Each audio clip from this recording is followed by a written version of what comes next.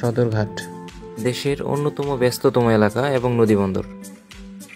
দেশের দক্ষিণাঞ্চলের পটুয়াখালী, ভোলা, ঝালকাঠি, মাদারীপুর, খুলনা, হাতিয়া, বাগেরহাট ও আরও কয়েকটি এলাকা সহ প্রায় ৪৫টি রুটে নৌ চলাচল করে এই রুটে।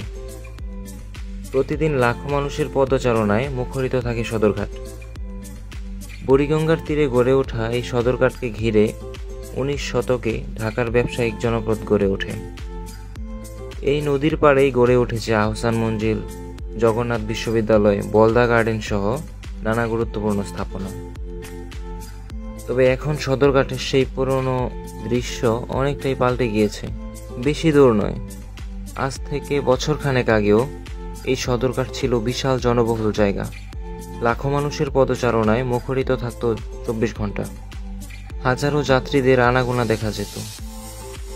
সবাই তাদের প্রয়োজনীয় জিনিসপত্র নিয়ে ছুটত তাদের গন্তব্যের লঞ্চে। কুলি মজুরদের যেন দাঁড়াবার সময় নেই।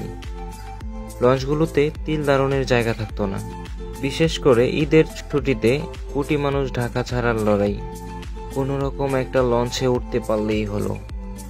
অতিরিক্ত যাত্রীর চাপ সামলাতে নাকানি চোবানি খেতে হতো শিপিং কোম্পানিগুলোর।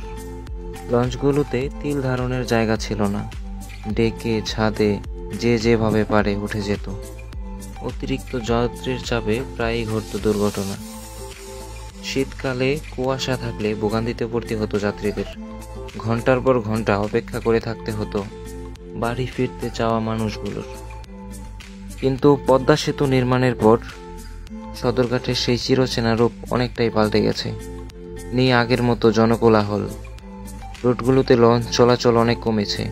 যাত্রী সংকটে অনেক ব্যবসায়ীরাই তাদের ব্যবসা গুটিয়ে নিতে বাধ্য হচ্ছে। কারণ এখন পদ্মা সেতু দিয়ে দক্ষিণাঞ্চলের জেলাগুলোতে সড়ক পথে যেতে অর্ধেকেরও কম সময় ব্যয় হয়।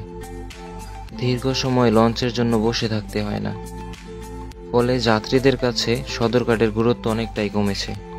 তবে যাত্রী পরিবহন ছাড়াও বিভিন্ন পণ্য সামগ্রী পরিবহনে সদরঘাটের বিশেষ গুরুত্ব রয়েছে। ভ্রমণ পিপাসু মানুষের জন্য এখনও নৌপথে লঞ্চ দিয়ে ঘুরে বেড়ানো বেশ জনপ্রিয়। চলুন আর কথা না বাড়িয়ে এক পলকে সদরঘাট দেখে আসা যাক।